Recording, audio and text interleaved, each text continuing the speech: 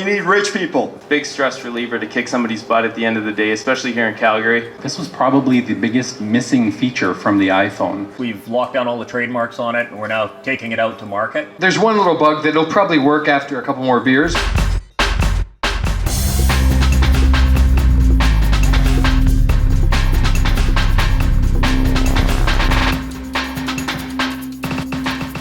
No PowerPoint. If you pull up a website and start showing web pages and pretend like it's PowerPoint, we're gonna yank you. You gotta show real stuff, no vaporware. My name is Kevin Brennan. What are you demoing tonight? Own This World. Geodependent iPhone game. It's a cross between Risk and Foursquare. Why are you out here demoing tonight? Obviously looking for ideas to improve. We're looking for more players. The more players, the more fun it is. Get the game out there, see what you guys think. So take her away. I'm 1/3 of the big nerds in disguise. The other two is Ryan Harrison here and Paul Thorstensen here. Paul's gonna be doing all the talking. So it's a geo-dependent online game. It is totally driven off your location. You cannot take a territory or own the world in a place that you do not exist. You have to take it over where you are. Now, since we're showing you on the simulator, we're sitting in Cupertino, which is where it defaults to. If, of course, you had it on your iPhone, you'd be sitting here in Calgary battling hard over this territory. We've broken the world up into a whole grid with different territories. When you take over a territory, you're going to see your color here. The more territories you take over, the more your chance of owning the entire world. This little ticker here is probably the most basic concept. When this ticks down to 30 seconds, you're going to get one troop to your army so that you can take over a particular square. And when you have one troop, you're going to keep going up, and once you get enough, the highest amount in that square, you're going to own it. So again, one troop allows you to recruit every 30 seconds because you're so damn charming. Every territory is broken down into a resource. We've got gold, we've got food, we've got supplies, and we've got manpower. That's cheeseburgers. Gotta love the cheeseburgers. Most frequent to least frequent. So as you take over territories, you're going to start accumulating resources, and we're going to show you what you can do with those. It's very evil and it's very fun. We jump into this particular territory here in Cupertino. Ooh, look at that, John Bristow playing Apple in Cupertino. That's a little weird.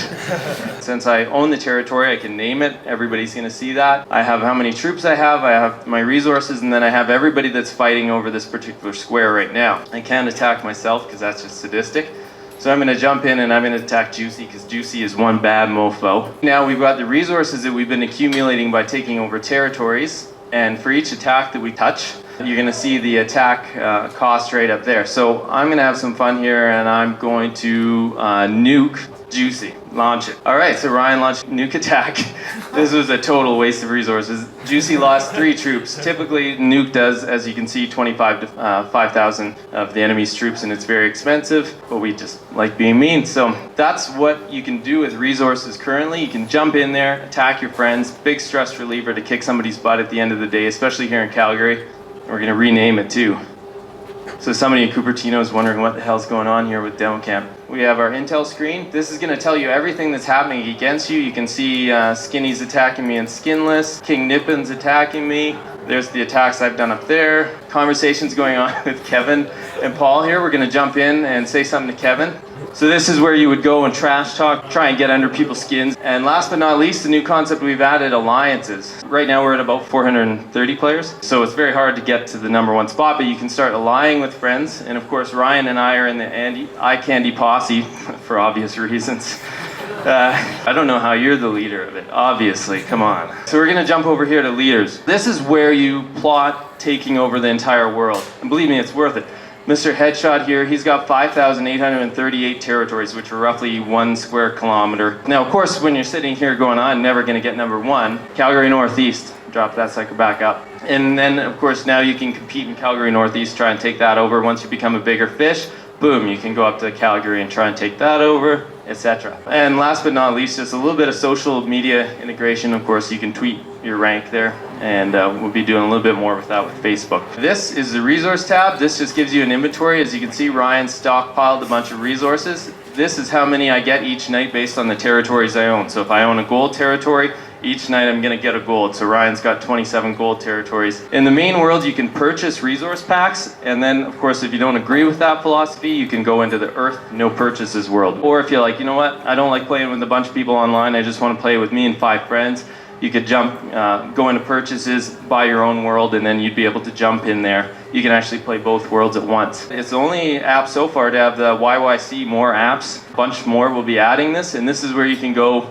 and see all the apps that are in YYC, at least that Connor, the creator, knows about. If you want yours, you have an app, just let us know and we'll add it to the list, and you can go and shop other Calgary apps. Stop having a boring life, own this world. How did you guys get the idea for this? Kind of thinking in my head that it would be cool that if you could walk around, and as you walked around, the circumference of wherever you were started like becoming your own territory, and as you traveled around, you would start taking over bits of the world and then fighting with each other. That's kind of the initial concept we had, and then having a circumference around you and keeping track of that was tough, so we broke it down into the little territories. What have been your biggest challenges so far? For one, learning the iPhone platform. None of us were all .NET developers, and well, not Kevin, sorry Kevin. Second biggest challenge was just trying to figure out how to draw over the map, how to split the territories up. I kind of had to sit there and learn a little bit of geography. How many man hours did that take you? We estimated it out roughly in about January, and we thought roughly 500 hours. And now that we've done alliances and stuff, I would say maybe 600 or 700 hours. A lot of that was kind of like learning Objective-C and whatnot. Thank you very much. Thank you. Let me introduce Brendan here. I'm demoing my iPhone app called Tapforms. It's a database app. If you've ever heard of Access on the desktop or FileMaker, it's kind of like the mobile version of that. People can buy it. It's been available on the App Store since about September 28th, 2008. It's available for $8.99. Tapforms comes with about 25 different forms built into it. You can record all kinds of information about your personal health, homework assignments if you're a student, keep track of your DVD library, you can take audio dictation notes. It's integrated with the Contacts application, the Maps application for recording your location, built-in mailing so you can email out your forms. It has a built-in WebDAV and FTP server in it, so you can get files over to it and you can actually view those files inside of Tapforms without ever having to leave it. It's a pretty comprehensive database application for the iPhone. Supports Bluetooth for transferring data from one phone to another, forms and records. Supports AES 256-bit encryption. For example, I've got here my passport information. If I wanted to view the record there, I would just type in my passcode. And this is how it's linked in with the contact database. So if I click on this, now I'm viewing my contact database record. So I'm going on a trip. I need to keep track of all my trip information. Go to WWDC. So there are a number of field types that Tapforms understands, and that's like name fields, date fields, notes, relational capabilities, so you can link one form to another. A text field, if you wanted to edit that, you can just click here. Dates, you get basically a different type of screen for each field type that Tapforms supports. And if you prefer a calendar view, then there's a calendar view there. Relational capabilities are pretty good too. That's just a recent addition to Tapforms. In this situation, I have perhaps a hotel. I may be staying at more than one hotel, so I could add multiple records here. Tapping on this little guy over here will dial the phone number to the hotel. The location, it's got the built-in map support, so it'll keep track of where your hotel might be. You can do searches. Let's say I was staying in the Bellagio, Las Vegas. And you can also click and pick up and drag the pin around. And then it'll do a reverse address lookup and give you the address. So when you're at your trip, you might have a number of events and sessions that you might want to keep track of. You could create a customized form to keep track of that. The date, the event name, possibly some details. If you've got, say, more than one record, you don't have to go back and in. You can just swipe left and right. So I can swipe there and see the next record or go back. It does file attachments as well. There's a little bit of source code for you.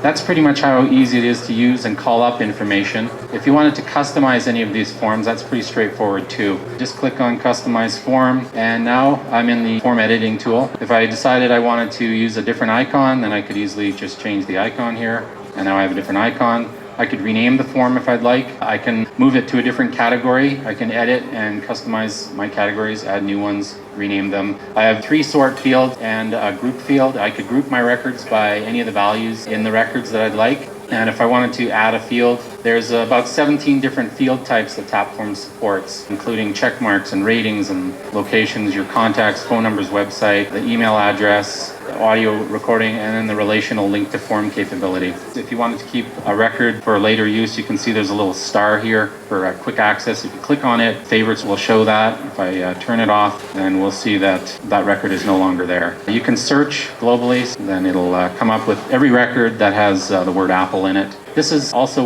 where you would upload files that you wanted to import or export. It supports importing of CSV files, tab delimited in various encoding formats. There's also a built-in web server. So if you wanted to upload using, Internet Explorer or Safari or Firefox, then you can go to a web interface and upload them from any machine on the network.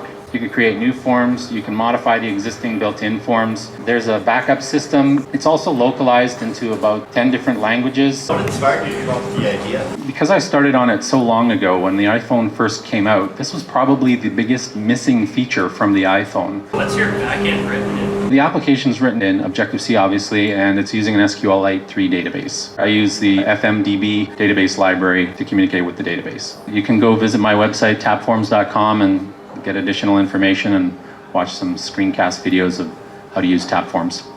Thank you.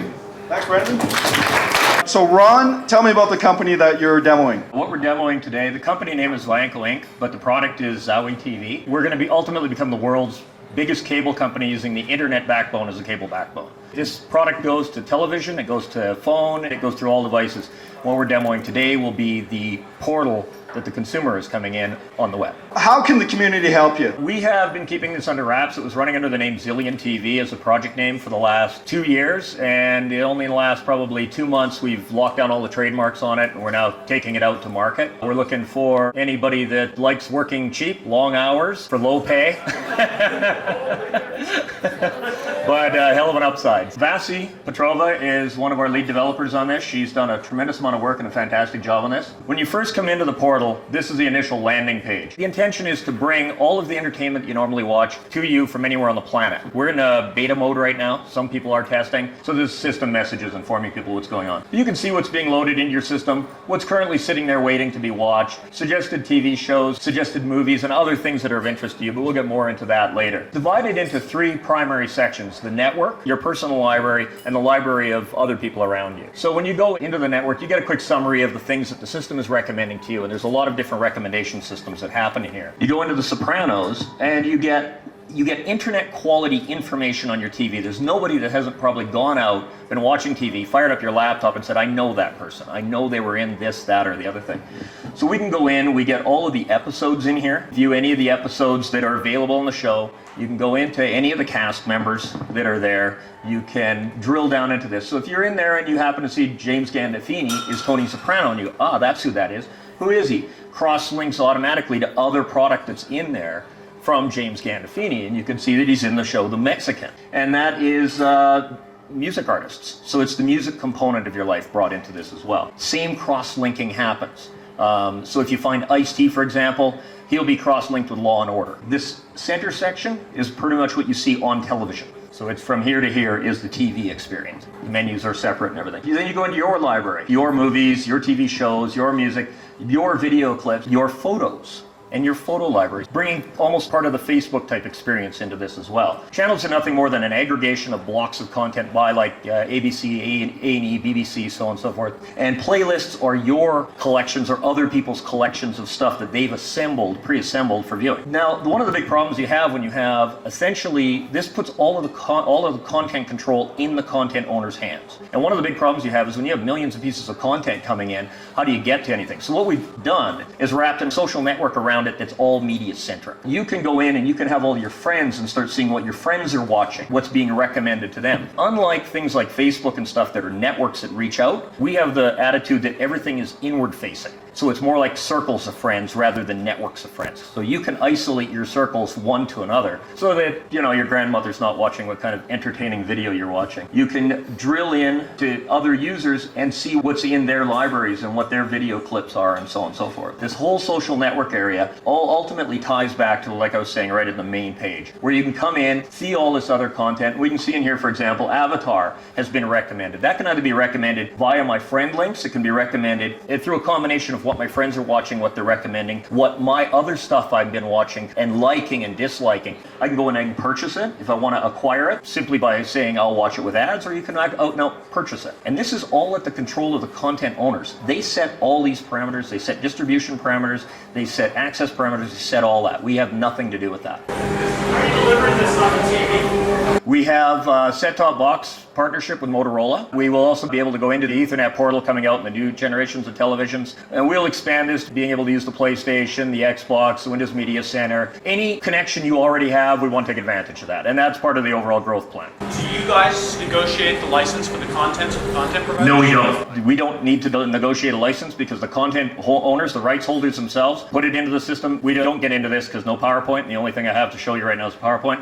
But there's a complete content management system that goes in that lets the content owners put the stuff in, set all the parameters. Because they have the rights, they affect their own license. We essentially end up being a distribution pipe. With Hulu TV, I can't watch a lot of the content if I'm, let's say, in Canada. So let's just say I have an account with Zowie TV and I'm in India. Yeah. Am I going to have problems streaming some of the content? We can deliver HD TV in 82 countries to over 1,000 central access points right now, and we can do it in HD speeds. We've got plenty of pipe in the backbone. I think it's a digital rights management issue with Hulu. That all comes back to licenses and regionalization. If you can't get the show in your region, we won't even show it to you on the system. Do you have the same thing for directors or producers? All of the secondary meta information that normally gets pulled in, these will ultimately be maintained by those people themselves. You have a credit somewhere, you can start cross-linking this. How do you bring the content calls from the content creators? We've been talking to a lot of the media companies, the people that are generating content right now, the big names, Universal, Sony, and so on and so forth. Huge amount of interest in this. But more importantly, it's the secondary stuff that's loving this, because my business partner here, Gary McLeish,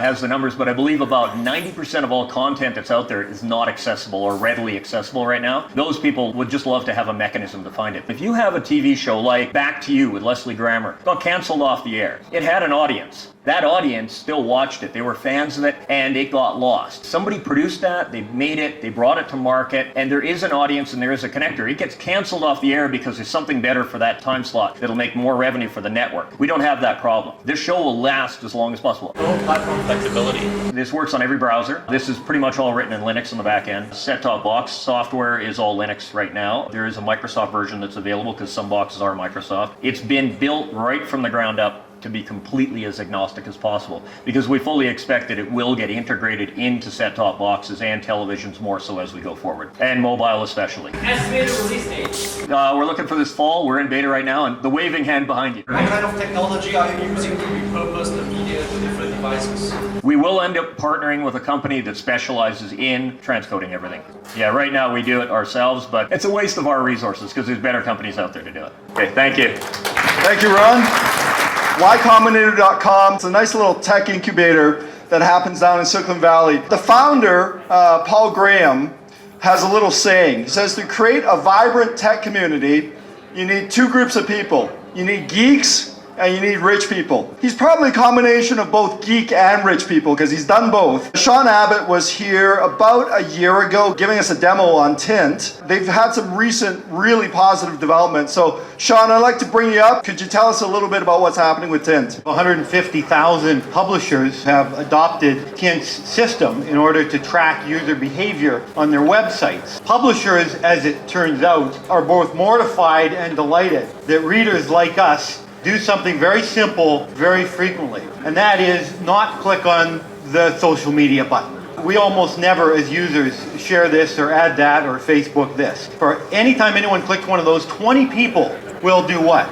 They'll hit Command-C, open a new email, and paste. Copy and paste is 20 times more prevalent than all the social media sharing stuff put together. Go into one of the articles here. This is the Detroit News. Just take a paragraph there for me and hit copy. Maybe it's an email, maybe it's a blog, paste that in. The JavaScript code on this page runs a Tint engine in the background, and whenever you copy something, it puts an attribution backlink to read more over at Detroit News. When someone follows it, it closes the loop and it knows what the viral trajectory on that content is. Tint gives all this stuff for free to publishers, including a dashboard which also shows all the metrics. Select a couple of words, just two words.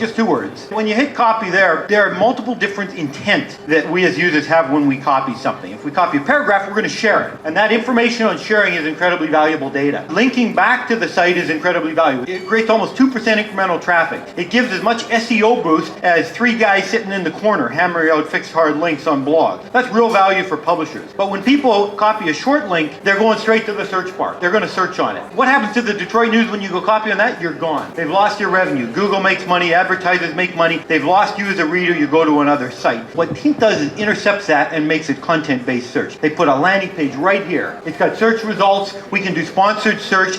That's Tint's monetization. Why don't you talk about the funding? We had a couple offers to sell the company. It would have been a nice return, but we felt this can be a $1 billion company. We've just closed an $8 million round. We brought in 3 quality U.S. funds, Metamorphic, Greycroft, Panorama, funds that have never invested in Canada before. We think a real world-class syndicate. Next stop for Tint is really the moon here. So Sean, you mentioned an $8 million round. Are you guys talking about valuation of the company? We're not. We've not published that, but it was an up round for the earlier investors. Inovia owns about 20% of this company. You know, it was a tough choice for us, Pat.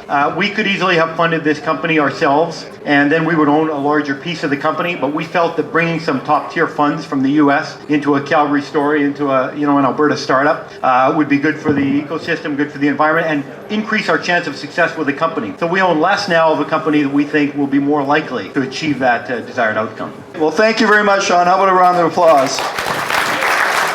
How about you guys hold up an iPad and let everyone ooh and ah? Ooh, ah. Okay, pass it around. We're going to play a song, and when the song stops, the guy gets to keep it, right? We actually drove down in a minivan sponsored by Rent-A-Wreck. They sponsored the van in exchange for that plug, so they'll throw that out there. Our goal was to build something again on the drive down and come demo it. Well, the last one worked out great. We made the mistake of relying on YouTube. This one wasn't quite as successful. We do have really broken thing that doesn't really do what it's supposed to, but we'll show you kind of as far as we go. There's one little bug that'll probably work after a couple more beers. You can go home and check it out and it'll probably work for you because we'll fix it on the drive home. So this is something called VidClipper. So the intention of this little app is to go to any website, click the bookmark, it'll extract the video from that site, save it to a playlist, and then you can go into the iPad app, click play, and it'll play through all the videos in your playlist very easily. So when you're on your computer, you've got, you see a video, you're like, oh, I'd like to watch that, but you're in the middle of doing other things. We're in a multitasking kind of world. So that video is usually on some tab in the background. So this way, it just bang, gets cut off to the side, and then you can just put it on your iPad on the side and watch it. The first part is you enter a username, and so I'm going to enter Sean Healy. And this is going to create a bookmarklet, and I just drag this bookmarklet up to my bookmarklet bar, and it's customized for me. And so now I can go to YouTube, and we can pick any old video. And so, whatever, we'll pick this spatial analysis. Okay, we'll hit pause. So then the intent is you hit VidClipper, and what that does, it extracts the video out of there, saves it out to a playlist. It says you successfully clipped this video, so it knows that it's done that. So then if we pull up the iPad app over here, the intention is that video should now play. And if it works right now, it'll be so awesome, and all the stuff I said about it not working, you can just ignore. So you can't see, but these are the history of videos that I've clipped. This will be a thumbnail that we're just not loading right now. Play the video. And it's just thinking here. Get out of here. It works! I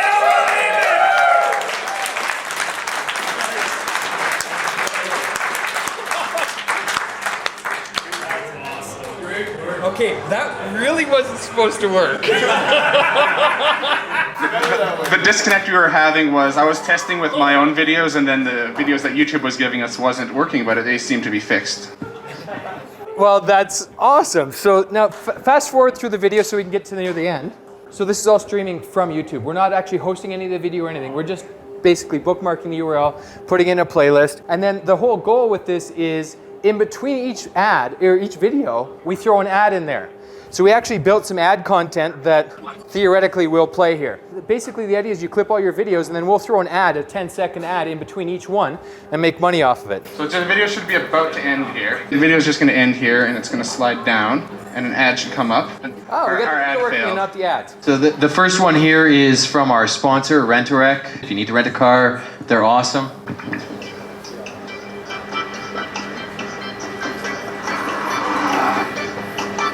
So that would have played after that video played. I hope to see everybody up here next week for DemoCamp Edmonton 11. It's going to be a great time to see them.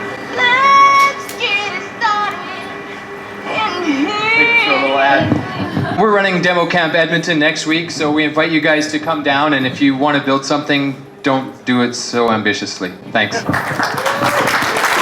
have happy hour prices all night. You guys are welcome to stay for as long as you want to. Tip your waitress as well. So thank you very much for coming out, and we'll see you in 2 months. Thank